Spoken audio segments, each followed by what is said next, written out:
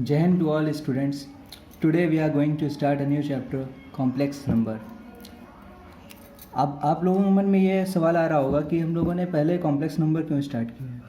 इसके पहले के भी हमारे कुछ चैप्टर्स है, जैसे यहाँ पे सेट, फंक्शन, ट्रिग्नोमेट्री वगैरह इसके पहले आ जाती हैं, क्वाड्रेटिक, लीनियर इक्वालिटी वगैरह इसके बाद में आती हैं। लेकिन इससे पहले चैप्टर्स नए स्टार्ट करते हुए पहले हमने कॉम्प्लेक्स नंबर इसलिए स्टार्ट किया है क्योंकि दोस्तों इसमें हम देखते हैं कि 10 चैप्टर्स की ये जो हमने लिस्ट बना रखी है, इन सारे 10 चैप्टर्स के आपको इसमें यूज़ पड़ेगा। ये चैप्टर्स कौन कौन से हैं यहाँ पे? Set, function, trigonometry, quadratic equation, linear equality, arithmetic progression, geometric progression, straight line, circle and limits. इन सारे चैप्टर्स का हम आपको इसमें यूज़ करवाएंगे। यूज़ करवाने से फ़ायदा क्या होगा?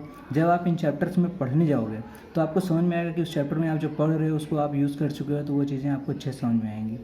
ठीक है, अब हम लोग स्टार्ट करते हैं अपना चैप्टर कॉम्प्लेक्स नंबर।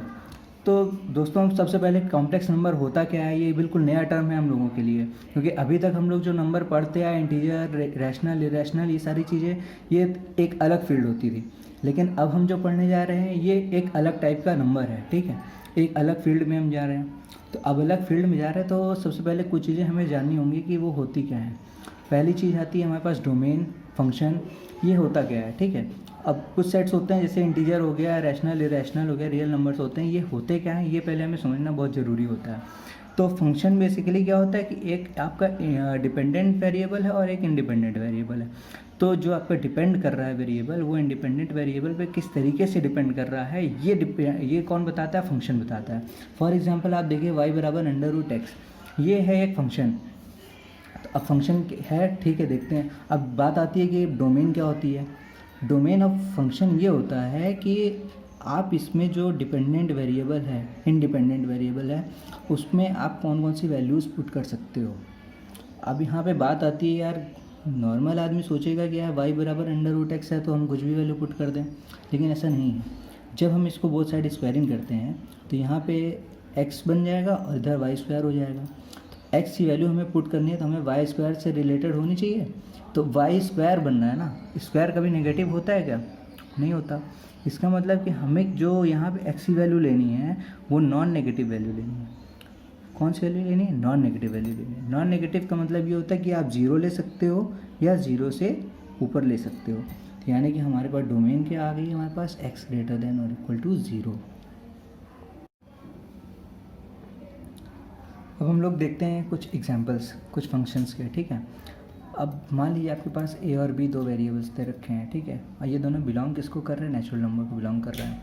अब नेचुरल नंबर में बिलोंग कर रहे हैं और इन दोनों में एक रिलेशन दे रखा है कि a जो है वो ग्रेटर देन b है, a b से बड़ा है। और हमारा फंक्शन क्या है? x + a = b। अब यहाँ पे अगर हम देखें x अगर हम निकालना चाहेंगे तो x क्या आएगा? b - a, और b छोटा है, a बड़ा है, यानी कि यहाँ पे नेगेटिव वैल्यू आने वाली है। लेकिन हमें सॉल्व किस में करना था? हमें नेचुरल नंबर सॉल्व करना था। नेचुरल नंबर तो 1 2 3 4 5 6 ये सब वाले होते हैं, पॉजिटिव वैल्यू होती हैं, नेगेटिव तो होती नहीं है। लेकिन यहाँ पे x की वैल्यू किस में आ रही है? हमेशा नेगेटिव देगी। तो यहाँ पे इसका मतलब क्या है कि हम इस इक्वेशन को सॉल्व नहीं कर सकते नेचुरल नंबर पर। तो यानी कि हमें किसकी ज़रूरत पड़ेगी? इंटीजर नंबर की ज़रूरत पड़ेगी। तो इसका मतलब क्या है कि हमें हर चीज़ें हर तरीके से नहीं सॉल्व हो सकती हैं। अलग अलग फंक्शंस को सॉल्व करने के लिए अलग अलग तरीके के सेट्स की ज़रूरत पड़ेगी।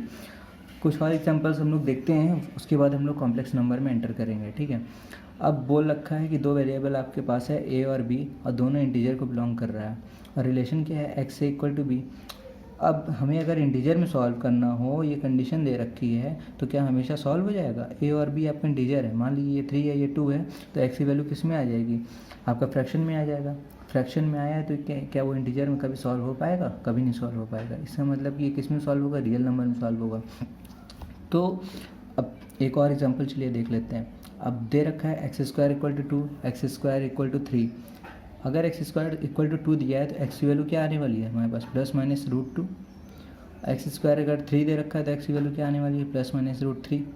तो यानी अगर चाहे ±√2 आ रहा हो, √3 आ रहा हो, कुछ भी आ रहा हो, इसको हम हमेशा कभी रैशनल नंबर में सॉल्व नहीं कर सकते हैं। अगर कंडीशन ये दे रखा है कि रैशनल नंबर सॉल्व करिए तो हम कभी नहीं सॉल्व कर पाएंगे। इसके लिए हमें क्या चाहिए होगा? इरैशनल नंबर चाहिए होगा। अब हम लोग धीरे धीरे अब कॉम्प्लेक्स नंबर में एंटर कर रहे हैं। ठीक है, अब इसी तरीके से मान लीजिए आपके सामने दे रखा है x² + 1 = 0, x² + 4 = 0, और इसको बोल रहा है कि रियल नंबर में सॉल्व करिए। कभी आप रियल नंबर में सॉल्व कर पाएंगे? रियल नंबर आपके होते कौन से, पहले ये जान लीजिए।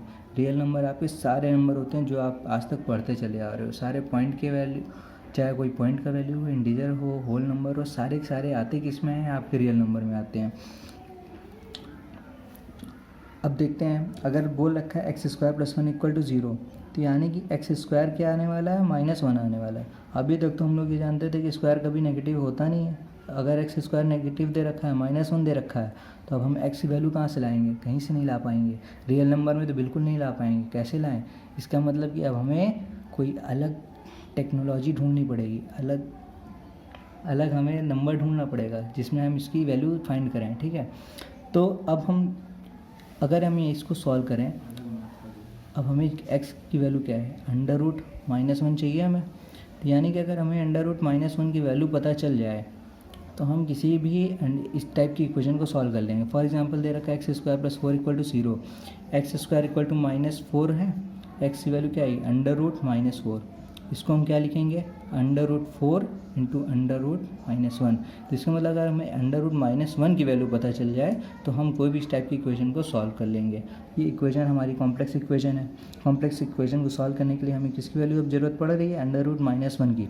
तो एक हमारे यूलर थे, वो हमारे मैथमेटिशियन थे जिन्होंने फर्स्ट टाइम इंट्रोड्यूस किया एक सिंबल को, जिसको हम डिनोट करते हैं आई से, और बोलते क्या हैं हम लोग? आयोटा बोलते हैं। तो यूलर ने ले आया एक सिंबल आई, जिसकी वैल्यू हो गई आई इक्वल टू क्या होता है हमारा? Under root minus one. ठीक है, तो अगर अब हमारे सामने ऐसी इक्वेशन आई एक्स स्क्वायर,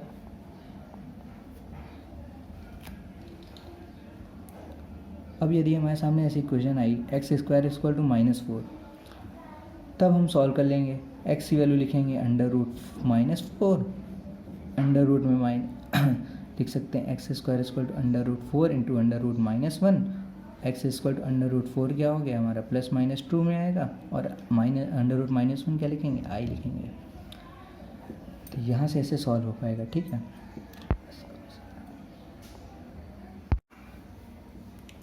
ओके। अब हम लोग देखते हैं कि अब हम कॉम्प्लेक्स नंबर जो है उसको हम लोग डिनोट कैसे करते हैं। एक बात का ध्यान दीजिएगा कि हम लोग केवल डिनोट पे जा रहे हैं, अभी हम लोग रिप्रेजेंटेशन पे नहीं जा रहे हैं। रिप्रेजेंटेशन हम लोग कई फॉर्म में होते हैं, वो हम लोग अभी थोड़ा बाद में पढ़ेंगे। ठीक है, अभी हम लोग देखते हैं डिनोट किससे करते हैं। तो डिनोट करते हैं हम लोग जेड से, Z equal to A plus i B. यहाँ पे ए हमारा क्या है? रियल नंबर है, और बी क्या है हमारा? इमेजिनरी पार्ट है। ठीक है, आई के साथ जो लगा होता है वो कौन सा पार्ट होता है? हमारा इमेजिनरी पार्ट होता है, और ए के साथ जो लगा होता है वो हमारा क्या होता है? रियल पार्ट होता है। अब ये किस में रिप्रेजेंट करते हैं हम लोग? एक आर्गेंट प्लेन रिप्रेजेंट करते हैं, और इसको गॉसियन प्लेन भी कहते हैं। ठीक है, ये बिल्कुल हम लोग का कोऑर्डिनेट एक्सिस के तरीके होता है। जैसे हम लोग एक कोई पॉइंट डिनोट करते थे 2,4, तो क्या होता था? ये 2 एक्स के एक्सिस में आता था, 2 इधर से ले चलते थे 2 यूनिट्स, और 4 ऊपर चलते थे 4 यूनिट्स। ठीक है, तो उसी तरीके से हमारा आर्गेंट प्लेन भी है। ए यूनिट्स हम लोग किस में चलेंगे? रियल एक्सिस में। ये जो हम लोग की एक्स एक्सिस होती थी वो क्या हो गई? अब हमारी रियल एक्सिस हो गई, और जो हमारी वाई एक्सिस होती थी उसको हम लोगों ने क्या मान लिया? इमेजिनरी एक्सिस हो गई, जिसमें हम आई के साथ वाला टर्म लिखेंगे। ठीक है, तो अब हमारा जेड का क्या हो गया? एक पॉइंट हो गया, एक पॉइंट हो गया जिसके कोऑर्डिनेट्स ए कॉमा बी हो गया इमेजिनरी और रियल एक्सिस पे। ठीक है, और रिप्रेजेंट कैसे करते हैं? ए प्लस आई बी से रिप्रेजेंट करते हैं। अब ये जेड क्या है? ये एक वेक्टर फॉर्म में होता है। ठीक है, अब ये एक पॉइंट है, इसको हमने लिया किसकी रिस्पेक्ट में? ओरिजिन की रिस्पेक्ट में लिया है। ये एक हमारा वेक्टर फॉर्म में हो गया। ठीक है, और ये बात हम अभी आगे चल कर एक्सप्लेन करेंगे अच्छे तरीके से। ठीक है, नॉर्मल चीज़ों पे आते हैं। हम लोगों ने क्या देखा कि हमारा आई क्या था? हमारा अंडर रूट माइनस वन। अगर हम बोथ साइड स्क्वायरिंग करते हैं तो आई स्क्वायर बन जाएगा, और इधर क्या बन जाएगा? माइनस वन बन जाएगा। तो यानी आई स्क्वायर की वैल्यू क्या हो गई? माइनस वन हो गई। आई क्यूब करेंगे तो क्या होगा? आई स्क्वायर इंटू आई स्क्वायर हो गया माइनस वन इंटू आई क्या हो जाएगा? माइनस आई हो जाएगा। आई के पावर 4 क्या हो गया हमारा? 1 हो गया। अब ये चार चीज़ें आप लोग बिल्कुल अपने माइंड में रख लीजिए। ठीक है, क्योंकि इन चारों से आपका बड़े से बड़ा कोई पावर दे दे आई का, वो सॉल्व हो जाएगा। अब क्वेश्चन अगर देता है कि आई की पावर 2019 सॉल्व करिए, सिंपली सॉल्व होगा बेटा। आई की पावर, अब इसको हम लोग 4 के टर्म्स में ले लें। ठीक है, 4 के मल्टीपल में 4 से डिवाइड करिए आप। 4 5 ज़ा 20, 4 ज़ा 16। अब ये 2016 चला गया, अब 3 बचेगा इंटू आई क्यूब। अब आई की पावर 4 तो 1 होता है, 1 की पावर कुछ भी करोगे ये पूरा हो गया हमारा 1, और ये हो गया आई क्यूब की वैल्यू क्या होती है, माइनस आई होती है, तो इसका आंसर क्या आने वाला है, माइनस आई आने वाला है। अब इसी तरीके का क्वेश्चन पूछा आई की पावर 5049, इसको भी हम लोग 4 के पावर में तोड़ लें, ठीक है। 4 के मल्टीपल्स में लिखेंगे क्या आएगा, 4 1 ज़ा 4, 4 2 ज़ा 8, 4 6 ज़ा 24, 4 2 ज़ा 8। अब यहाँ पे 5048 तो चला गया, इसके साथ में बचा एक आई हमारा अलग से हो गया। अब ये आई की पावर 4 तो हम जानते हैं 1 होता है, 1 की पावर हम लोग कुछ भी कर देंगे 1 ही रहेगा, साथ में क्या बचा हमारे पास, आई बचा। तो यानी कि आई का 5049 की वैल्यू क्या आ रही है हमारे पास, आई आ रही है।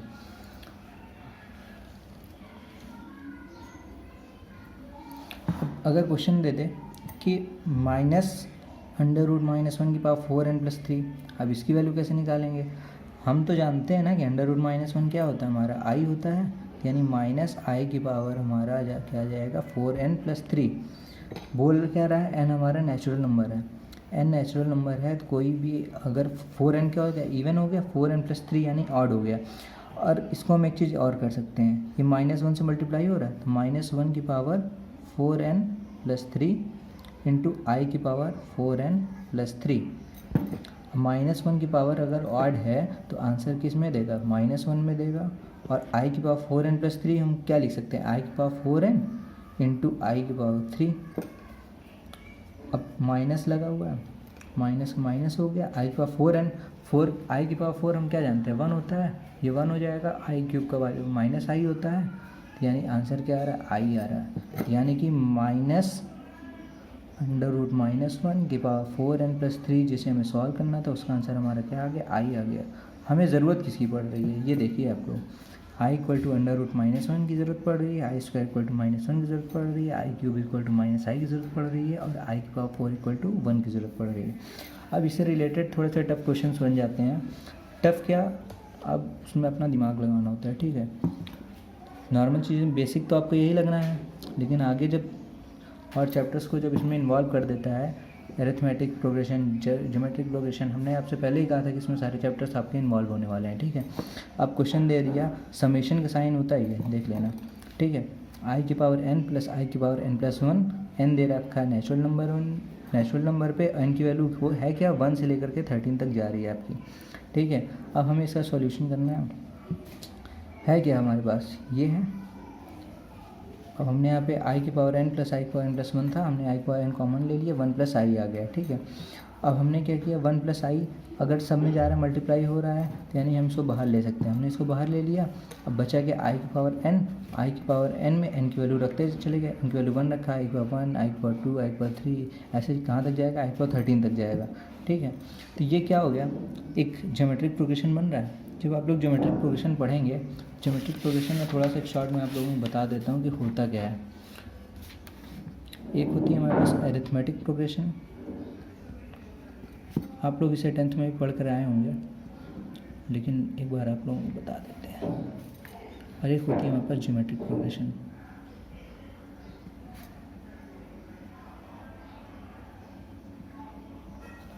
अरिथमेटिक प्रोग्रेशन का मतलब ये होता है कि एक हमारे पास सीरीज़ है जिसका कॉमन डिफरेंस जो है कांस्टेंट हो। मान लीजिए आपका फर्स्ट टर्म आपका a है, उसके बाद आपका a+d आए, कुछ ऐड हो गया, ठीक है। a+d है, इसमें एक d जुड़ जाए, यानी a+2d हो जाए, फिर a+3d हो जाए, ऐसे करते करते करते करते कहाँ तक, अगर n टर्म्स तक गया तो a+n-1d तक चला जाएगा। ज्योमेट्रिक प्रोग्रेशन की बात करें, अगर उसका फर्स्ट टाइम a है तो उसमें कुछ मल्टीप्लाई हो जाए, AR हो गया, फिर AR² हो गया, फिर AR³ हो गया, ऐसे करते करते एक पावर n कम तक हो रही है, लास्ट nth टर्म क्या हो जाएगा, a की पावर n-1, AR की पावर n-1, ठीक है। अब इसमें 2-3 चीज़ें की ज़रूरत होती है। एक आपका जनरल टर्म Tn, ये हो गया आपका a+n-1 into D.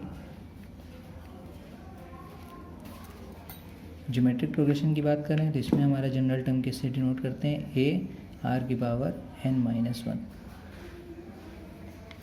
Arithmetic progression की बात करें तो इसमें जो हमारा सम होता है, इन सबको अगर हम जोड़ते चले जाएंगे तो इसका एक फॉर्मूला आता है, वो क्या होगा, n/2 2a + n-1 into D. एक फॉर्मूला और होता है n/2 a plus L. L हमारा क्या है, लास्ट टर्म है।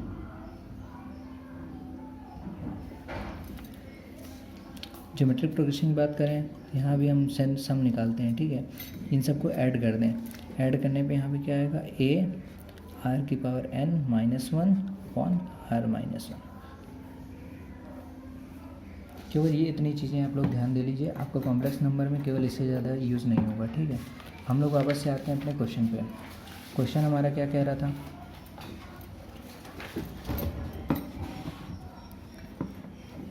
क्वेश्चन में हमारे सीक्वेंस बना i + i² i³ i को 13 तक जा रहा है। हर सब में आई मल्टीप्लाई हो रहा है ना। ये कौन सी प्रोग्रेशन बन रही है, हमारी ज्योमेट्रिक प्रोग्रेशन बन रही है जीपी, जिसका फर्स्ट टर्म यानी a हमारा क्या है, i है। कॉमन रेशियो क्या है हमारा, i है। i में i मल्टीप्लाई हो रहा है, तो अब मल्टीप्लाई जो हो रहा है वही r हो जाता है, हमारा कॉमन रेशियो i हो गया। कितने टर्म्स तक जा रहा है, 13 टर्म्स तक जा रहा है, तो n की वैल्यू हमारे पास 13 हो गई, ठीक है। हम लोग ने फॉर्मूला पीछे देखा है, Sn = a r⁻n-1 upon r-1। तो a हमारा i है, r हमारा i है, n 13 है, -1 अपॉन i-1। अब हम लोग जानते हैं कि i⁻13 क्या होगा, i⁻13 निकालना हो तो अभी हम लोग ने ऊपर सीखा है, ठीक है। i⁻4 का हम लोग क्यूब लिख सकते हैं, इंटू i लिख सकते हैं। 4 × 3 = 12 + 1 13 हो गया। i⁻4 हमारा 1 होता है, 1 का क्यूब करेंगे 1 आएगा, इंटू i यानी i। ये i-1 upon i-1 cancel out हो जाएगा, बचेगा क्या आपके पास, i। यानी हमारा इस पूरे का सम हमारा क्या आ गया, हमारे पास i आ गया। i इंटू 1 + i की है, i² + i बन गया, i² की वैल्यू -1 + i, यही हमारा आंसर हो जाएगा, ठीक है। अब इसके बाद हम लोग आपके इसके साथ में हम एक शीट ज्वाइन कर देंगे, एक एक्सरसाइज देंगे हम आपको, एक्सरसाइज 13.1। ये आर डी शर्मा की एक्सरसाइज है बच्चों। बहुत बड़ी एक्सरसाइज नहीं है, एकदम छोटी एक्सरसाइज है, जो हमने बताया केवल यही चीज़ें यूज़ हो रही हैं उसमें, ठीक है। और होमवर्क करके आप लोगों को सबमिट करना होगा।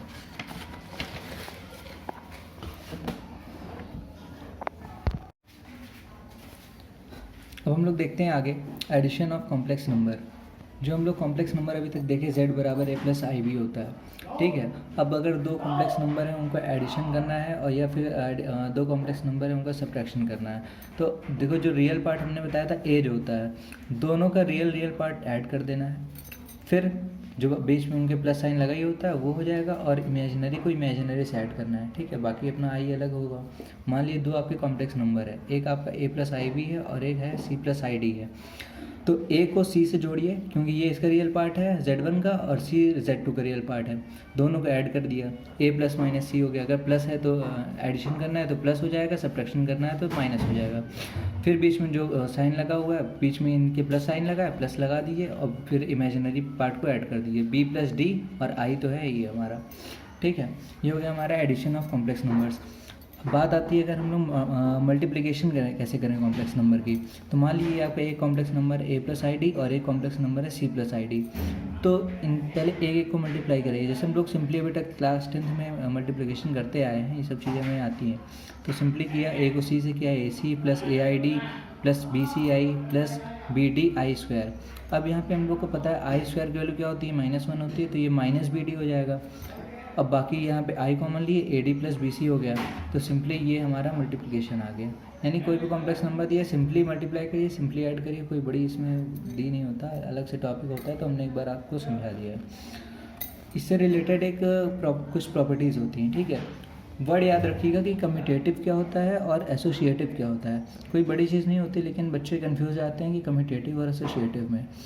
तो कम्यूटेटिव का मतलब क्या होता है, इसमें दो चीज़ें लेती हैं कि z1 को z2 से मल्टीप्लाई किया और z2 को z1 से मल्टीप्लाई किया, यानी प्री एंड पोस्ट मल्टीप्लाई की बात हो रही है। तो ये दोनों सेम आएंगे, पहले को बाद से मल्टीप्लाई करिए, बाद को पहले से मल्टीप्लाई करिए, दोनों सेम आएगा यहाँ पे। ये हो गया आपका कम्यूटेटिव। अगर प्रूफ करने के लिए आता है, दो देगा और बोलेगा प्रूफ करिए, तो सिंपली z1 z2 को मल्टीप्लाई करिए और z2 z1 को मल्टीप्लाई करिए और इक्वल दिखा दिए, वो हो जाएगा आपका कम्यूटेटिव। बात आती है अगर एसोसिएटिव प्रूफ करने के लिए, 3 वेरिएबल्स होते हैं। मान लीजिए z1 z2 z3 हो गया, तो z1 को आप किससे मल्टीप्लाई कर रहे हैं, उससे मल्टीप्लाई करना है जो आपको z2 z3 मल्टीप्लाई करने से आ रहा है। और वो किसके बराबर हुआ, Z1 Z2 मल्टीप्लाई करने के बाद जो है उसको Z3 से मल्टीप्लाई कराइए।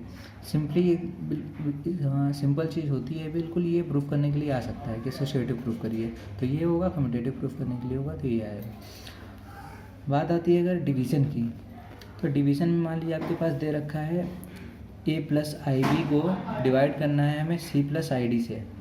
तो जो डिनोमिनेटर में होता है ना, हमें क्या चाहिए कि नीचे जो है हमारे पास इमेजिनरी पार्ट रह ही ना जाए, तो यानी कि हमें इसको रैशनलाइज़ करना पड़ेगा। रैशनलाइज़ करने के लिए क्या होगा, ऊपर नीचे मल्टीप्लाई करेंगे किससे, जो नीचे है। जैसे सी डी है ना, सी डी रहेगा, अगर यहाँ पे प्लस है तो माइनस से मल्टीप्लाई करेंगे, माइनस है तो प्लस से मल्टीप्लाई करेंगे। यहाँ पे हमारे पास सी प्लस आई डी था, इसलिए हमने सी माइनस आई डी से ऊपर मल्टीप्लाई कराया, सी माइनस आई डी से नीचे मल्टीप्लाई कराया।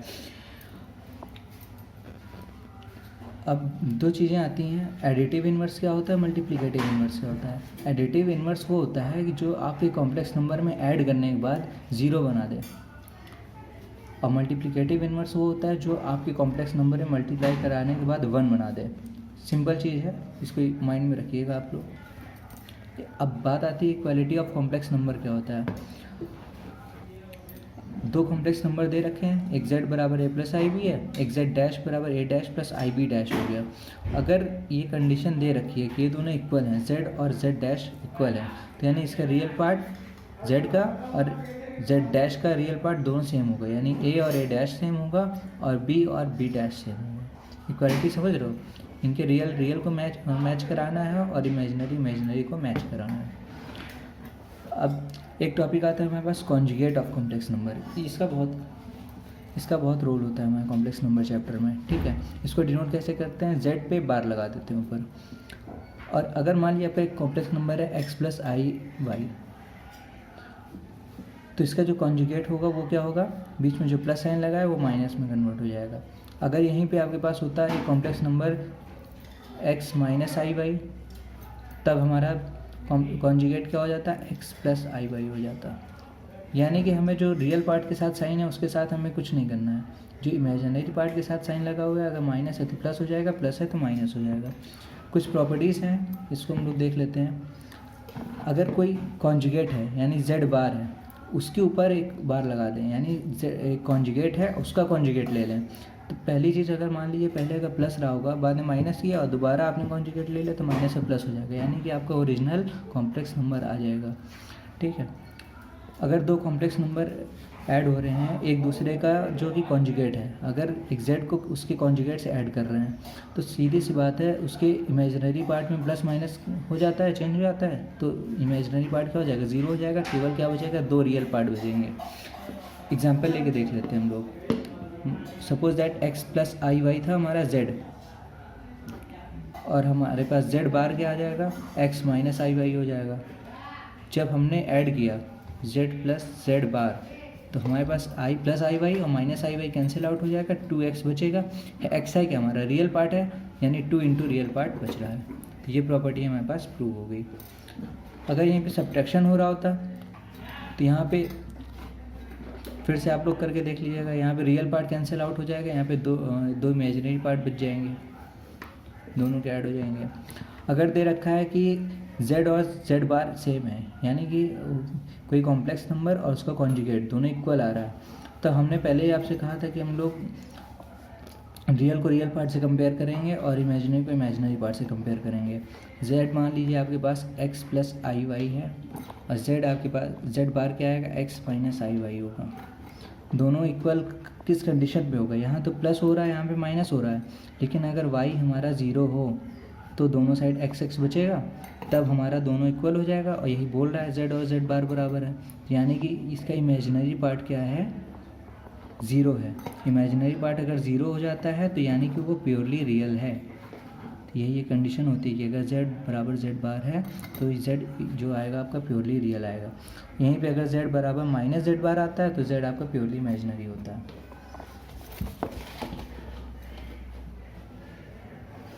सिक्स्थ प्रॉपर्टी हम लोग देख लें, z इंटू जेड बार क्या आएगा।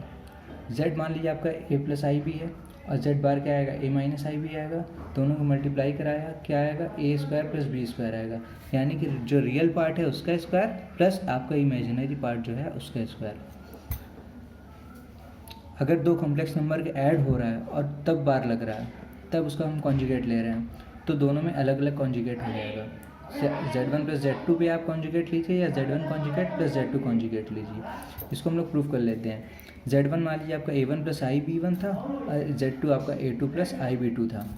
अब टोटल पे हमने कॉन्जुगेट लिया, यानी A1 प्लस A2 आएगा माइनस B1 प्लस B2 आएगा।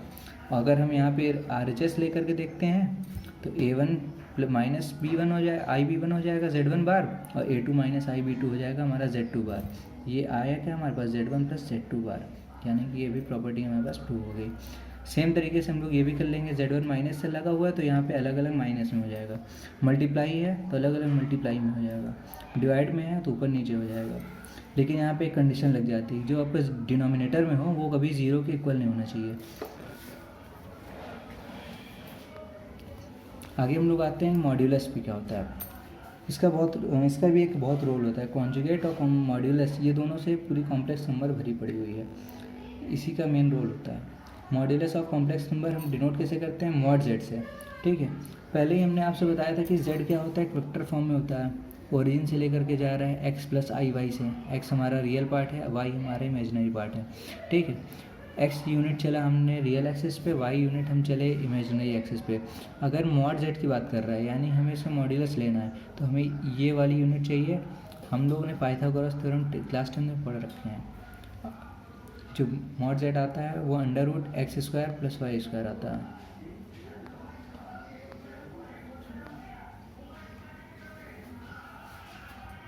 जो हमारा मॉड जेड आया वो क्या आया हमारे पास, एक under root x square plus y square आया। यानी कि हम क्या कह सकते हैं कि मॉड जेड जो आ रहा है आपका under root real part of z का square plus imaginary part of z का स्क्वायर हो रहा है। ये जो हमारा कॉम्प्लेक्स नंबर z होता है, इसका रिलेशन जो होता है इक्वेशन ऑफ सर्कल्स होता है। ठीक है, हमने आपसे पहले ही कहा था सारे चैप्टर रिलेटेड होंगे। अब यहाँ पे हम लोग थोड़ा सा सर्कल, एक चीज़ आप लोग थोड़ा सा देख लीजिए, इक्वेशन ऑफ सर्कल रिप्रेजेंट कैसे करते हैं हम लोग। X square plus y square equal to r square. X y जो हमारे कोऑर्डिनेट्स होते हैं वो होते हैं, और जो आर ये दे रहा है रेडियस ऑफ सर्कल हो रहा है।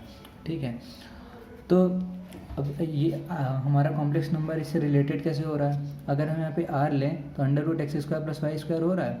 अगर यहाँ पे एक्स हमारा रियल एक्सिस हो और वाई हमारा इमेजिनरी एक्सिस हो, अगर कोऑर्डिनेट एक्सिस से हम लोग थोड़ा सा आर्गेंट प्लेन पे जाएँ, तो यानी कि ये जो मॉड जेड आता है हमारा under root x square plus y square, ये रेडियस के बराबर होगा। कौन से रेडियस के बराबर होगा, उस सर्कल के रेडियस के बराबर होगा जो इमेजिनरी सर्कल है, इमेजिनरी एक्सिस पे बनाया जा रहा है। ठीक है, अब अगर बात करें, बोल दें कि मॉड जेड बराबर 1 दे रहा है, तो हम लोग से बोले कि इसका लोकस बताइए। तो लोकस यही होगा कि इसका जो सेंटर ऑफ सर्कल है वो क्या है, 0,0 पे है, और रेडियस हमारा कितनी यूनिट्स आ रहा है, 1 यूनिट्स आ रहा है। मॉड जेड बराबर आर होता है, आर यानी R1 आ रहा है, यानी रेडियस ऑफ सर्कल क्या आ रहा है हमारे पास, 1 यूनिट्स आ रहा है। दूसरी चीज़, x square plus y square जब होता है तो इसका मतलब सेंटर क्या आ रहा है हमारा, 0,0 आ रहा है। ठीक है, इतना केवल जान लीजिए, इससे आपका पूरा चैप्टर सॉल्व हो जाएगा ये। और इसके बाद आप लोग एक्सरसाइज 13.2 आर.डी. शर्मा की सॉल्व कर लीजिएगा। इसके साथ में हम PDF लगा देंगे। ठीक है, होमवर्क का। अब इसके बाद कुछ हम एग्जाम्पल सॉल्व करवा रहे हैं, एग्जाम्पल्स आप लोग देख लीजिए। टॉपिक वाइज एग्जाम्पल्स हैं, कौन कौन से क्वेश्चन पूछे जाते हैं ऐसे। पहला जो क्वेश्चन आता है वो क्या आता है कि एक्सप्रेस करिए, express in the form of a plus IB। एक कॉम्प्लेक्स नंबर दे रखा होगा और उसको इस फॉर्म में एक्सप्रेस करना होता है। मान लीजिए आप लोग को पहला क्वेश्चन दे देते हैं हम, -5i 1/8i। ठीक है, अगर इसको हम लोग देखें तो माइनस है, माइनस हो गया 5/8 i² हो गया, यानी कि -5/8 i² की वैल्यू क्या होती है हमारे पास, -1 होती है, यानी 5/8। ये रियल पार्ट हो गया, इमेजिनरी पार्ट यहाँ पे 0 आ रहा है, तो इसको अगर एक्सप्रेस करना होगा कैसे एक्सप्रेस करेंगे, 5/8 प्लस 0i। सिंपल हो गया। थोड़ा सा आगे क्वेश्चन देखते हैं हम लोग।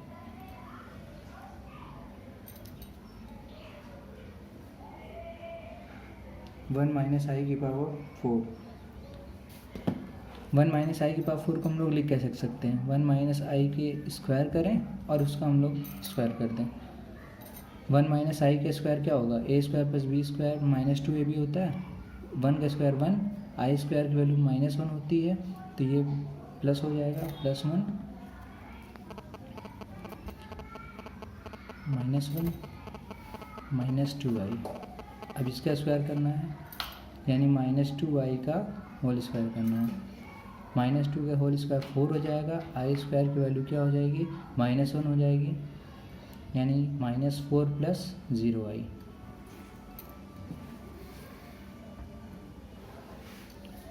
सेकेंड वैरायटी जो इसमें पूछी जाती है वो इक्वालिटी ऑफ कॉम्प्लेक्स नंबर से आता है। इक्वालिटी प्रूफ करनी होती है, इक्वालिटी सॉल्व करनी होती है। एक क्वेश्चन आप देखिए, यहाँ पे x और y की वैल्यू फाइंड करनी है, रियल वैल्यूज़। y भले ही हमारा इमेजिनरी पार्ट होता है, लेकिन y की वैल्यू क्या होती है, रियल होती है। उसके साथ में i लगा होता है, इसलिए वो इमेजिनरी पार्ट बन जाता है। पहला क्वेश्चन हम लोग देखते हैं, 3x - 7 + 2iy = -5y + 5 + xi। ठीक है, क्वेश्चन देखिए पहले। अब यहाँ का अगर हम रियल पार्ट देखें तो क्या है, 3x - 7, i के साथ क्या जुड़ा है, 2y जुड़ा हुआ है। यहाँ का रियल पार्ट क्या है, -5y है, और i के साथ क्या जुड़ा है, 5 + x जुड़ा है। इक्वालिटी में हमने पहले ही कहा था रियल पार्ट, रियल इसकी ये है, रियल ये है, इमेजिनरी ये है, इमेजिनरी ये है। हमने कहा था रियल को रियल से इक्वल दिखाते हैं, इमेजिनरी को इमेजिनरी से इक्वल दिखाते हैं। इसका रियल पार्ट क्या है, हमारे पास 3x - 7 है, और इसका रियल पार्ट क्या है, -5y है। एक इक्वेशन हमारे पास ये बन गई। दूसरी इक्वेशन क्या बनेगी, इमेजिनरी को दिखाएं। यहाँ से 2y जुड़ा हुआ है i के साथ, 2y हो गया, और इधर 5 + x हो गया।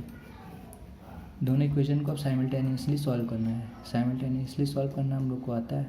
3x + 5y = 7 हो गया, -x + 2y = 5 हो गया। इसको हम लोग 3 से मल्टीप्लाई करते हैं तो क्या बनेगा, 3x + 5y = 7 -3x + 6y = 15। ऊपर नीचे इक्वेशन ऐड कर दिए, 11y = 22, y की वैल्यू क्या आ गई, 2 आ गई। इक्वेशन पुट कर देंगे। इस इक्वेशन को उठाकर देखते हैं, 2y = 5 + x था, x की वैल्यू यहाँ से -1 आ गई। x और y की वैल्यू हमें फाइंड करनी थी, x की वैल्यू आ गई -1, y की वैल्यू आ गई 2। ऐसे ही क्वेश्चन आएंगे, इसमें ज़्यादा टफ क्वेश्चन नहीं आते।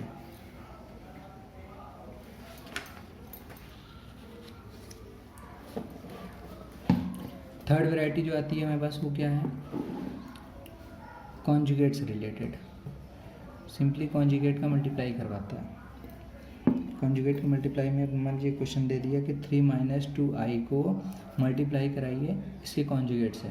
इसका कॉन्जुगेट क्या होगा, z ये है तो z बार हमारे पास क्या आएगा, 3 + 2i। z × z बार फाइंड करना है, 3 - 2i × 3 + 2i। a - b a + b का फॉर्म बन रहा है, यानी 3 का स्क्वायर -2i का होल स्क्वायर, यानी 9 - 4i स्क्वायर। आई स्क्वायर की वैल्यू क्या हो जाएगी, -1, यानी 9 + 4 13 आ जाएगा।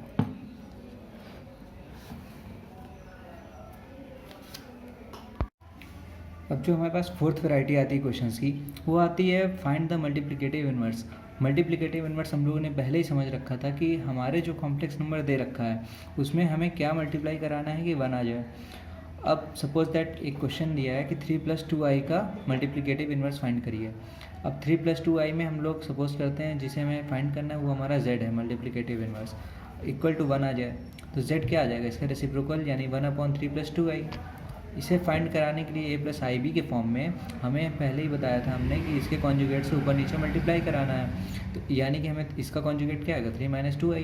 3 - 2i से ऊपर नीचे मल्टीप्लाई करा दिया, आगे सॉल्व किया, नीचे a + b a - b का फॉर्म बना, a² - b² यानी 3 का स्क्वायर -2i का होल स्क्वायर। इसे जब सॉल्व कराएंगे 9 - 4i²। अब यहाँ पे आई स्क्वायर की वैल्यू हम लोग पहले ही जानते हैं -1 होती है, तो माइनस माइनस प्लस हो जाएगा, 13 हो जाएगा। दोनों को ऊपर अलग अलग डिवाइड कर लिया, 3/13 - 2/13 आई हो गया। यही हमें फाइंड करना था, ये है मल्टीप्लिकेटिव इनवर्स किसका, 3 + 2i का। अब जो फिफ्थ वैरायटी आती है हमारे पास क्वेश्चंस की, वो ये होती है कि कॉन्जुगेट और मॉड्यूलस पे एक मतलब मिक्स करके पूछता है, ठीक है। एक क्वेश्चन हम लोग देखते हैं, उसे समझ में आएगा। दे रखा है a plus i b upon c plus i d equal to x plus i y, ये हमारे पास दे रखा है। अब प्रूफ करना है a minus i b upon c minus i d equal to x minus i y. दो चीज़ें proof करनी है, एक पहली चीज़ ये प्रूफ करनी है, दूसरी चीज़ ये प्रूफ करनी है a square plus b square upon c square plus d square equal to x square plus y square. कुछ भी नहीं है, सिंपल है। ये हमारे पास गिवन था। अब हम जानते हैं इसका हम कॉन्जुगेट ले लें बोथ साइड, LHS में भी RHS में भी। A plus i b upon c plus i d, इस पूरे का हमें एक कॉन्जुगेट ले लें और इधर एक्स प्लस आई वाई का कॉन्जुगेट ले लें। कॉन्जुगेट की प्रॉपर्टीज़ में हमने पहले ही पढ़ा था कि जब डिवीज़न में होता है तो ऊपर नीचे अलग अलग कॉन्जुगेट हो जाता है। ए प्लस आई बी का conjugate upon c plus i d का कॉन्जुगेट, यहाँ पे एक्स माइनस आई वाई हो जाएगा, ये हो जाएगा अलग अलग हो जाएगा, ए माइनस आई बी हो जाएगा अपॉन यहाँ सी माइनस आई डी हो जाएगा equal to x minus i y. जो हमें पहली चीज़ प्रूफ करनी थी वो तो प्रूफ हो गई। अब दूसरी चीज़ जो प्रूफ करनी है उसके लिए हमारे पास एक इक्वेशन ये जो दे रखी थी गिवन वाली, और एक इक्वेशन जो हमारे पास ये आ गई।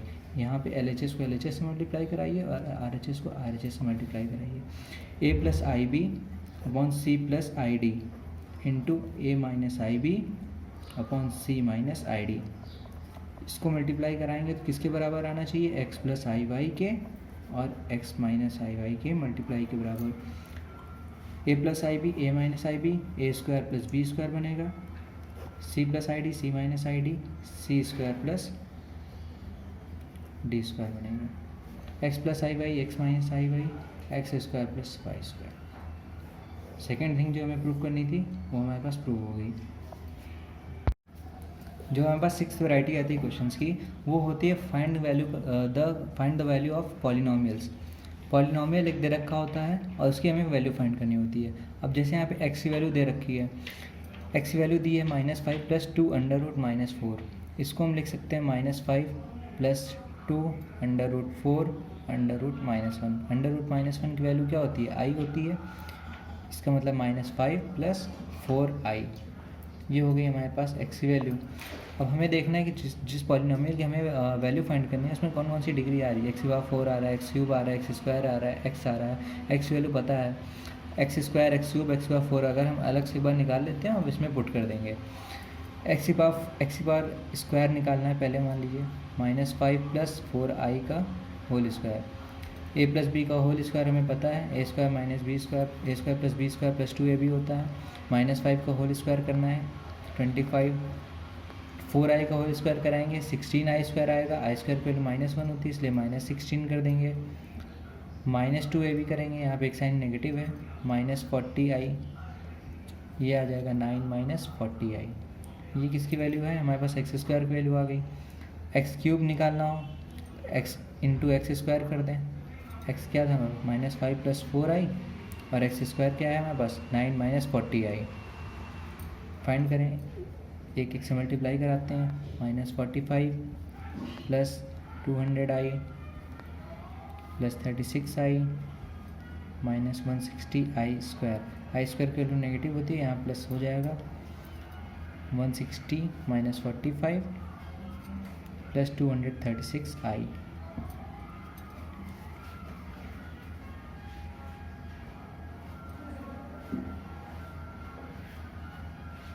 ये आ गई हमारे पास एक्स क्यूब की वैल्यू, एक्स आ गया, एक्स क्यूब आ गया। अब हम एक्स की पावर 4 निकालने पे आते हैं। एक्स की पावर क्या होगा, एक्स स्क्वायर का होल स्क्वायर कर दें, एक्स स्क्वायर की वैल्यू क्या थी 9 -40i, इसका हम होल स्क्वायर कर दें 81 -1600 -720i।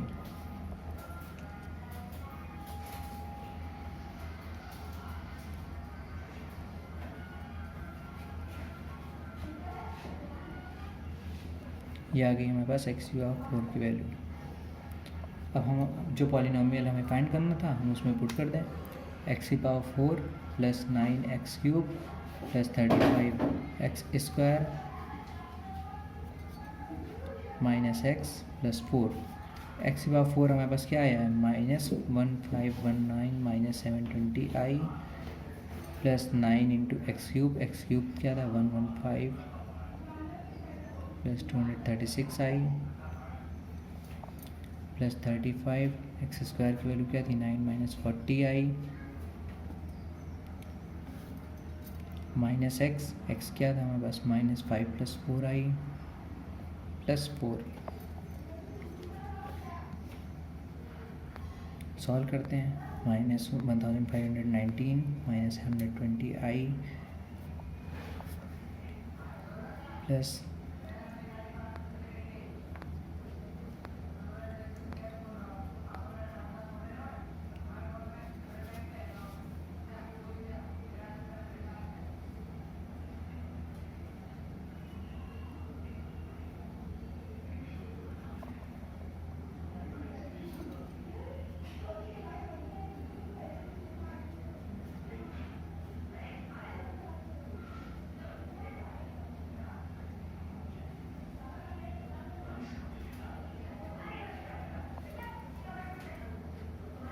अब हम लोग इसे सॉल्व कर लेंगे, आंसर आएगा क्या -160। इसका मतलब क्या है कि हमारा जो पॉलिनोमियल की वैल्यू फाइंड करनी थी उसका आंसर 160 आ रहा है। सिंपली इस टाइप के जो क्वेश्चंस होंगे आपको एक्स की वैल्यू के इस पावर ला करके रख देना है, वैल्यू पुट कर देनी है, यहीं से आपका सिंपली सॉल्व हो जाएगा क्वेश्चन। अब जो हम लोगों का नया टॉपिक है square root of a complex number, ये इससे काफ़ी क्वेश्चंस आते हैं एग्ज़ाम में, अक्सर बोर्ड लेवल पे तो बहुत क्वेश्चन आते हैं, आपके स्कूल के एग्ज़ाम्स वगैरह में पूछे जाएंगे ज़रूर। और अगर कॉम्पिटिटिव लेवल की बात करें तो इस क्वेश्चन का रिलेशन कर देते हैं दूसरे क्वेश्चन से, इसे फाइंड करना आना चाहिए हम लोगों को। ठीक है, एक क्वेश्चन हम लोग देख लेते हैं, उसकी हेल्प से देखेंगे। कोई भी फॉर्मूला याद करने की बिल्कुल ज़रूरत नहीं है, फॉर्मूला याद करोगे तो कोई मतलब नहीं होता, सीधे हम लोग तरीका देख लेते हैं कैसा सॉल्व होगा। फॉर एग्जांपल एक क्वेश्चन है √7 - 24i, इसकी वैल्यू फाइंड करनी है। तो हम लोग सीधी सी बात है, कॉम्प्लेक्स नंबर का रूट है, कॉम्प्लेक्स नंबर ही आने वाला है, तो √7 - 24i को हम लोग एक कॉम्प्लेक्स नंबर लेट कर लेते हैं x + iy। हमने लेट कर लिया, वो साइड स्क्वायरिंग कर देते हैं, इधर अंडर रूट था स्क्वायर किया 7 - 24i बचा, इधर स्क्वायरिंग किया x² - y² + 2xyi। अब ये तो हमारा रियल पार्ट हो गया और ये हमारा कॉम्प्लेक्स इमेजिनरी पार्ट हो गया। इसका रियल पार्ट है 7, इसका इमेजिनरी पार्ट है 24। तो रियल को रियल से कंपेयर करते हैं, इमेजिनरी को इमेजिनरी से कंपेयर करते हैं, तो x² - y² की वैल्यू क्या आ गई 7 आ गई, 2xy की वैल्यू क्या आ गई -24 आ गई। अब यहाँ पे अगर हम लोगों को x² + y² की वैल्यू पता चल जाए, x² - y² की वैल्यू पता है, तो हम लोग साइमल्टेनियसली सॉल्व करके x और y की वैल्यू फाइंड कर सकते हैं। तो यहाँ पे हम लोग x² + y² के होल स्क्वायर को क्या लिख सकते हैं, x² - y² का होल स्क्वायर + 4x² y²।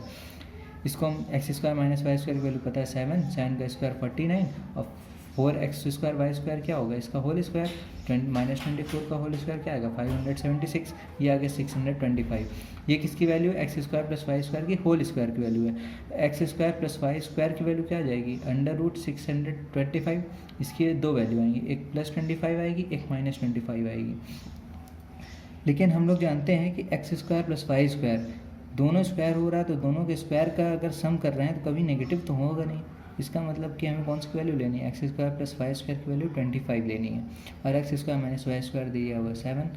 अब साइमल्टेनियसली सॉल्व किया, y² कट गया, 2x² = 32, x² = 16, x value +-4, x और y की वैल्यू रख दिए, इक्वेशन में फाइंड कर लेंगे।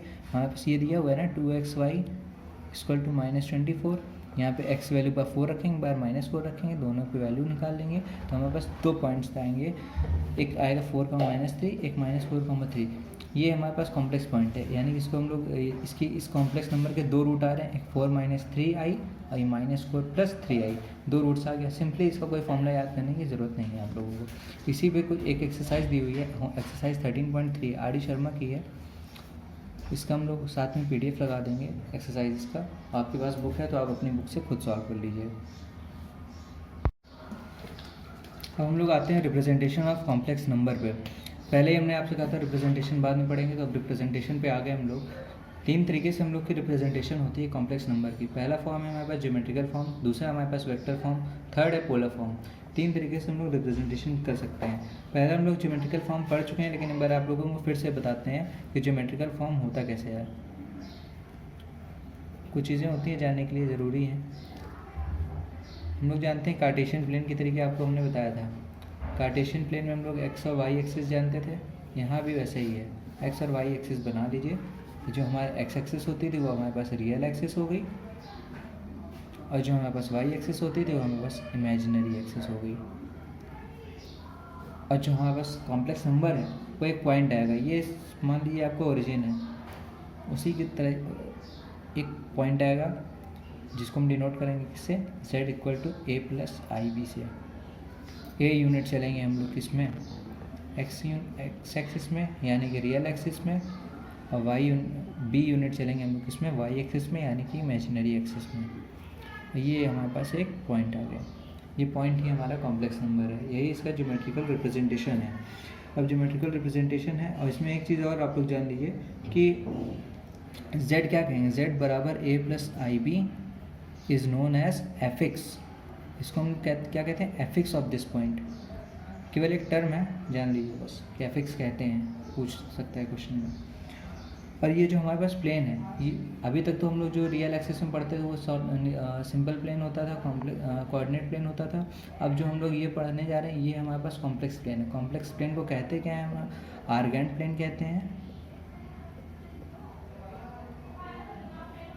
या गॉसियन प्लेन कह सकते हैं, या फिर हम ये कह सकते हैं ये कॉम्प्लेक्स प्लेन है।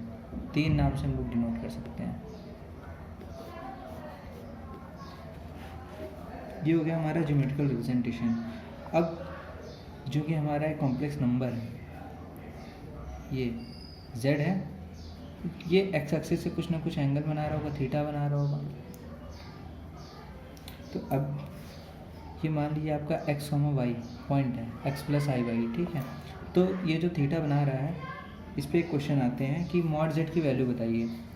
अब हम जानते हैं a यूनिट हम इधर चले, b यूनिट इधर चले, मॉड z आएगा क्या, इस लाइन की जो लेंथ होगी वही होगा। इस लाइन की लेंथ क्या है, इस लाइन की लेंथ है मॉड z। मॉड्यूलस हम लोग पहले ही जानते थे, लेकिन यहाँ से हम लोग डिराइव भी कर लेंगे। पाइथागोरस थ्योरम हमें आती ही है, under root a square plus b square के बराबर होगा, और यानी कि under root real part of z का whole square plus imaginary part of z का होल स्क्वायर। ये चीज़ें हम लोग पहले भी देख चुके थे। अब कहीं भी मॉड्यूलस की बात आए तो सीधे मॉड z लगाना है, और इसको हम ये भी कह सकते हैं tan थीटा।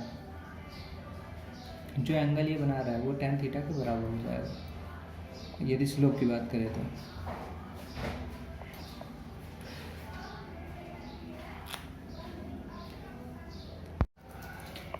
अब हमारा ये जो मॉड z है, अब ये जो हमारे पास z था कॉम्प्लेक्स नंबर, ये थीटा एंगल बना रहा था। ये थीटा क्या है, इसको हम लोग कहते क्या है, इसको हम लोग कहते हैं आर्ग्यूमेंट या एम्पलीट्यूड। और इसे फाइंड कैसे करते हैं, tan थीटा हो जाएगा हमारे पास b बाई ए, और थीटा क्या कह सकते हैं हम लोग, tan इनवर्स b बाई ए। इसका मतलब tan इनवर्स क्या, b हमारा क्या था, इमेजिनरी पार्ट ऑफ z। हमारा जो थीटा है वो क्या है, tan inverse imaginary part of z upon real part of z। b हमारा इमेजिनरी पार्ट ऑफ z था, और हमारा a जो था वो रियल पार्ट ऑफ z था। ये जो x, y हम ले रखे थे, ये a, b होगा।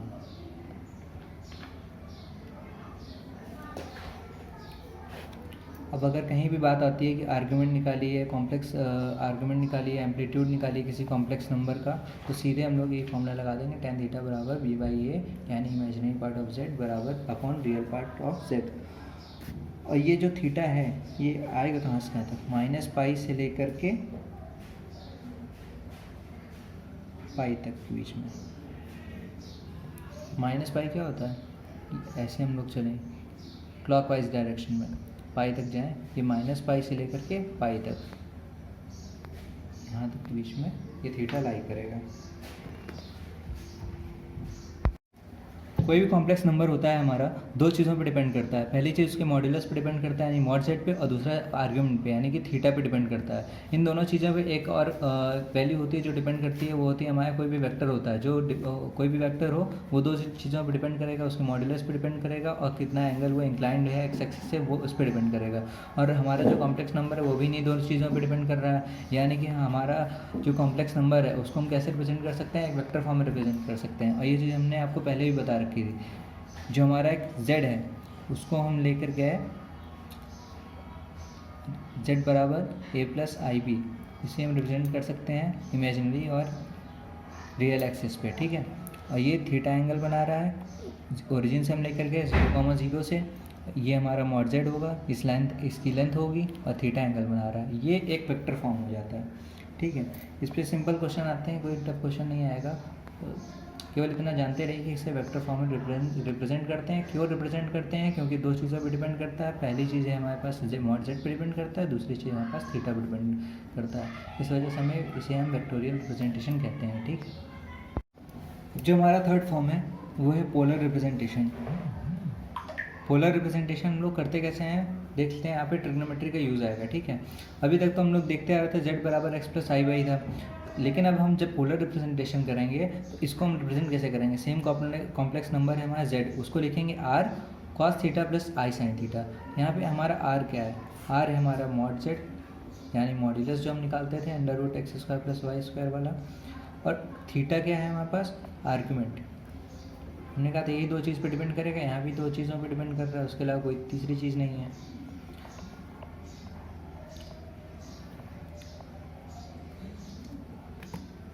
हम लोग जानते यहाँ पे अगर हम देखें तो इसका रियल पार्ट क्या है, आर कॉस थीटा, और पहले हम रियल पार्ट क्या लेते थे, एक्स लेते थे।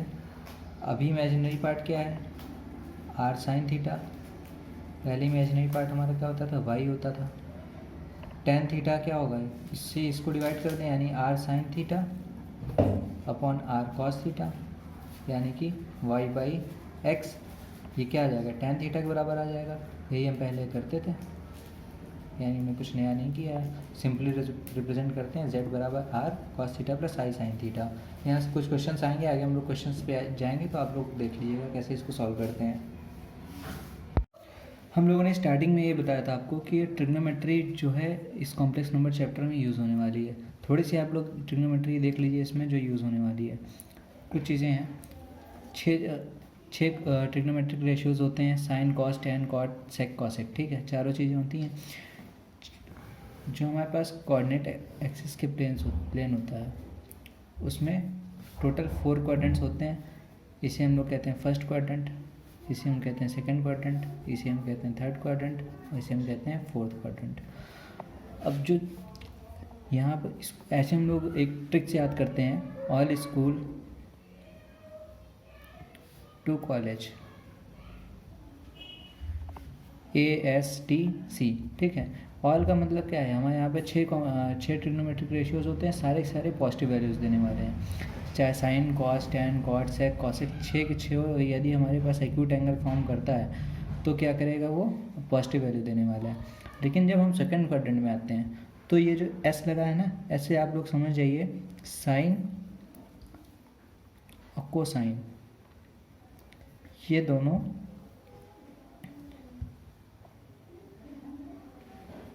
कोसाइन सॉरी कॉसेक, साइन और कॉसेक दो यहाँ पे पॉजिटिव वैल्यू देंगे। बाकी यदि हम कॉस रखें, टेन रखें, कॉट रखें, सेक रखें, ये चारों हमारे पास नेगेटिव वैल्यू देने वाली हैं। साइन और कॉसेक हमें यहाँ पे पॉजिटिव वैल्यू देंगी।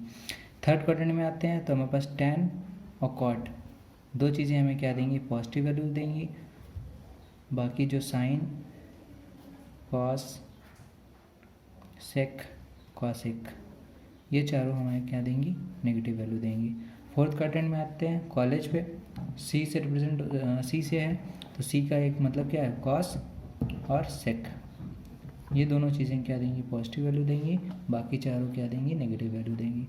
टेन कॉट कॉसेक और साइन, ये चारों हमें बस यहाँ पे क्या देने वाली है, नेगेटिव वैल्यू देने वाली है। ये बहुत इंपॉर्टेंट चीज़ है, इसे ध्यान में रखिए, बिल्कुल ये काम आने वाली है हमारे यहाँ पे। एक पार्ट है कॉम्प्लेक्स नंबर का एक्सपोनेंशियल फॉर्म। जो हम लोग कॉम्प्लेक्स नंबर को 3 फॉर्म में अभी तक हम लोग रिप्रेजेंट करते आए थे। एक और फॉर्म होता है, एक बार हम लोग देख लें, ये भी पोलर फॉर्म के तरीके ही है। अभी तक हमने देखा कि पोलर फॉर्म में z बराबर r cos theta plus i sine theta होता था। आर क्या था, mod z cos theta plus i sine theta. इसको हम कॉम्प्लेक्स नंबर z को ऐसे भी रिप्रेजेंट कर सकते हैं, z बराबर मॉड जेड ऐसे ही रहेगा, cos theta plus i sine theta की जगह क्या लिख देंगे, e की पावर आई थीटा हो जाएगा। e यहाँ पे एक कांस्टेंट होता है। लॉग हम लोग अभी तक 10th क्लास तक पढ़ते आए थे, बेस 10 लेकर के पढ़ते थे। अब जो हम लोग लॉग पढ़ेंगे वो लॉग बेस में e लेकर के पढ़ेंगे। ये कांस्टेंट होता है, नेचुरल लॉग में आता है ये। तो यही e जो आएगा उसकी पावर आई थीटा हो जाएगा। तो ये किसके बराबर हो जाएगा, z बराबर mod z cos theta plus i sine theta के बराबर हो जाएगा। Cos theta plus i sine theta को हम लोग कहते क्या है, सिस थीटा कहते हैं। सिस थीटा का क्या मतलब क्या है, cos theta plus i sine theta, और इसकी वैल्यू किसके बराबर होती है, e की पावर आई थीटा की। इतनी चीज़ें याद रखिएगा, सेम इसी फॉर्मूले पे बेस्ड कई सारे क्वेश्चंस आ जाते हैं। एक क्वेश्चन हम लोग देखते हैं, सीक्वेंस दे रखा है i plus 2i square plus 3i cube, ऐसे कर करके 100 टर्म्स तक जाएगा। अब इसके सम की वैल्यू निकालनी है हमें। अगर हम इसे 4 में तोड़ दें, यानी 1i plus 2i square 3i cube 4i power 4, 4 हो गए। फिर 5 6 7 8 का ले लें, 8 9 10 11 का ले लें। इन चारों की वैल्यू सेम आ रही है, यानी इसको अगर हम टोटल 25 से मल्टीप्लाई कर देंगे तो आंसर हमारा आ जाएगा। करके देखते हैं एक बार। स्टार्टिंग के 4 टर्म्स लेते हैं, i plus 2i square plus 3i cube plus 4i की पावर 4। वैल्यू निकालें, i रहेगा, आई स्क्वायर की वैल्यू -1 यानी -2 हो गई। आई क्यूब माइनस आई होता है यानी -3i हो गया। आई का 4 1 होता है यानी +4 हो गया। क्या आया, -2i प्लस 2 यानी 2 - 2i। ये आ गई हमारी वैल्यू स्टार्टिंग के 4 टर्म्स की। आगे के 4 टर्म्स देखते हैं, 5i की पावर 5 प्लस 6i की पावर 6 प्लस 7i की पावर 7 प्लस 8i की पावर 8। i की पावर 5 को क्या लिखेंगे, i की पावर 4 इंटू आई यानी i की पावर 4 1 हो गया, ये 5i हो गया। आई स्क्वायर यानी -1 हो जाएगा, यहाँ पे -6। आई की पावर क्यूब बनेगा, 4 आई का 4 1 हो जाएगा, उसके बाद आई क्यूब बचेगा, आई क्यूब के लिए -i यानी -7i। आई का 4 का स्क्वायर 1 हो जाएगा यानी +8। ठीक है, आया 2 - 2i।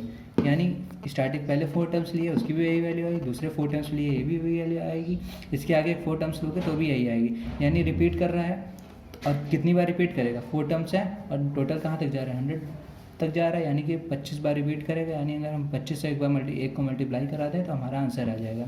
2 - 2i हमारा 4 टर्म्स का है और टोटल हमारे पास 25 टर्म्स हैं, यानी कि क्या आने वाला है 50 - 50i, यानी कि 50 कॉमन लिए 1 - i। पहला ऑप्शन हमारा मैच कर रहा है, यानी यही आंसर करेक्ट है।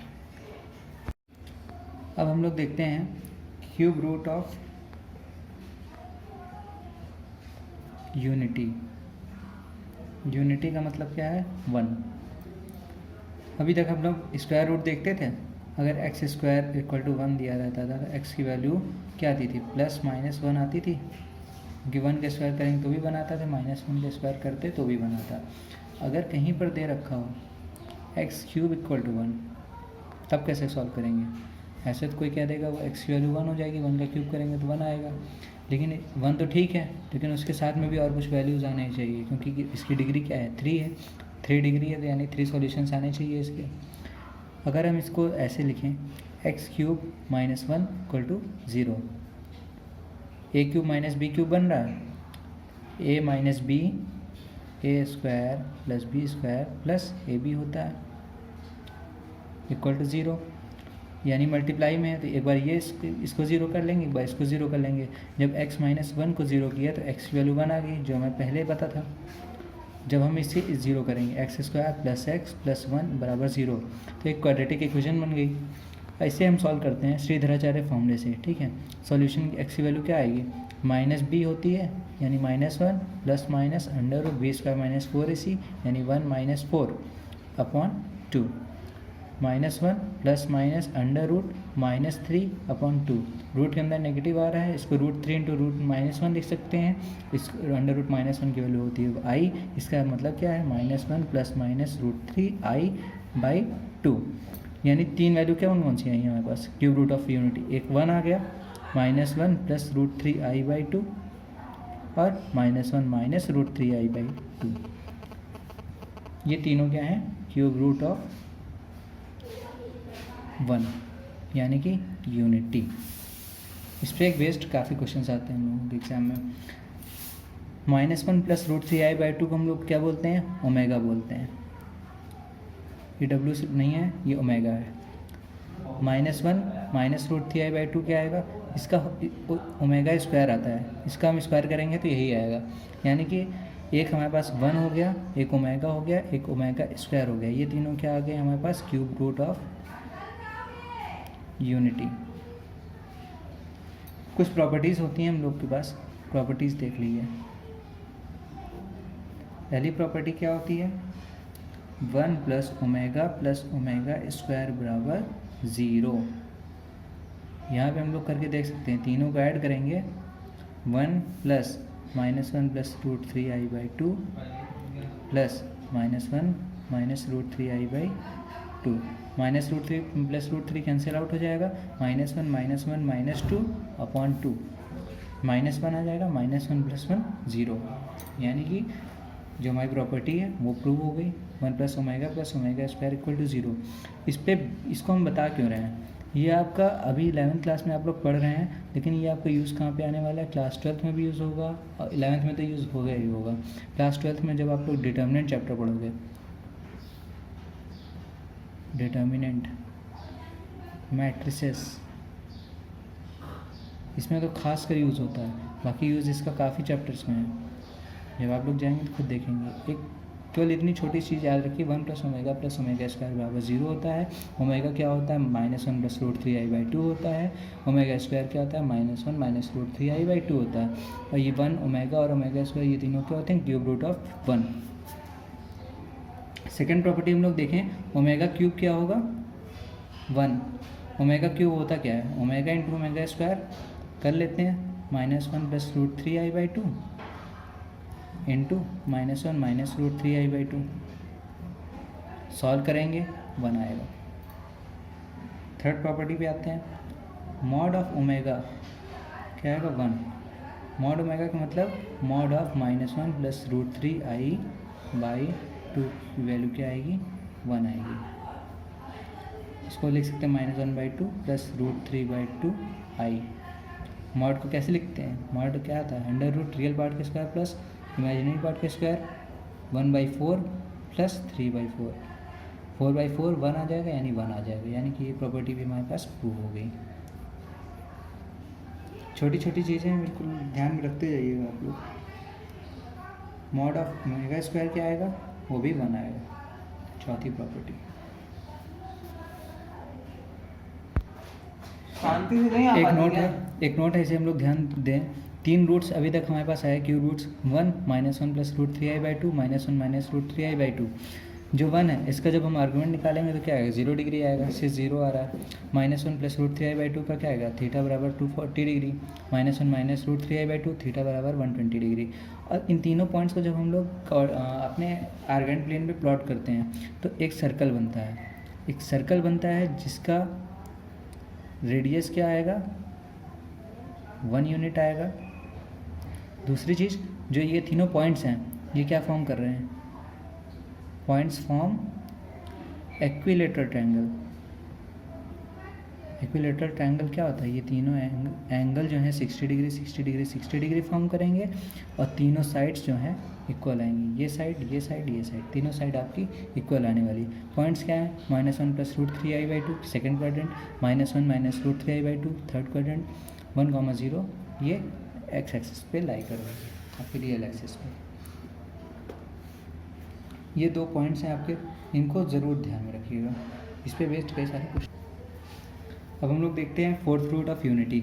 अभी तक हम लोग क्यूब रूट ऑफ यूनिटी देखे थे। फोर्थ रूट ऑफ यूनिटी क्या होता है, एक्स की पावर 4 इक्वल टू 1 है, तो एक्स की कौन कौन सी वैल्यू आएंगी, 1 पे पावर 4 करेंगे तो भी बनाएगा, -1 की पावर 4 करेंगे तो भी बनाएगा, आई की पावर 4 तो जानते ही थे, माइनस आई की पावर 4 करेंगे तो भी बनाएगा। ये 4 पॉइंट्स आ गए, चारों के यदि हम प्लॉट करेंगे तो क्या आने वाला है, ये आने वाला है, यानी एक सर्कल बनेगा जिसके जिसका जब हम पॉइंट्स को प्लॉट करेंगे तो क्या बन जाएगा, एक स्क्वायर बन जाएगा। यही है हमारे पास फोर्थ रूट ऑफ यूनिटी। कुछ इंपॉर्टेंट पॉइंट्स हैं, देख लेते हैं हम लोग। पहला आता है हमारे पास सेक्शन फार्मूला। सेक्शन फार्मूला क्या कहता है, कोई दो पॉइंट्स आ रहे हैं, Z1 है एक Z2, दो कॉम्प्लेक्स पॉइंट है। अगर कोई Z3 पॉइंट है जो इसको m/n के रेशियो में बीच में डिवाइड करता है, तो जो ये Z3 हमारा जो नया कॉम्प्लेक्स नंबर है जो इसे इंटरसेक्ट कर रहा है m/n के रेशियो में, ये क्या आएगा, m, जैसे हम लोग अभी तक स्ट्रेट लाइन में करते आए थे सेम वैसा ही होगा। m को मल्टीप्लाई कराएंगे बाद वाले से, यानी m Z2 plus n Z1 upon m plus n, जो रेशियो है उसको ऐड कर देते हैं। दूसरी चीज़ जो हमारे पास आती है वो है सेंट्रॉइड ऑफ ट्रायंगल। सेंट्रॉइड क्या होता है, जहाँ पे मीडियंस इंटरसेक्ट करती हैं। यहाँ पे हमारे पास 3 पॉइंट्स हैं ट्रायंगल के, Z1 Z2 Z3। जो हमारा तीसरा पॉइंट आने वाला है, जो हमारा सेंट्रॉइड आने वाला है, Z डैश मान लेते हैं या फिर उसको हम लोग G से डिनोट करते हैं, ये होता है सेंट्रॉइड। सेंट्रॉइड को G से डिनोट करते हैं और इसकी वैल्यू क्या आने वाली है, G equal to Z1 plus Z2 plus Z3 upon 3।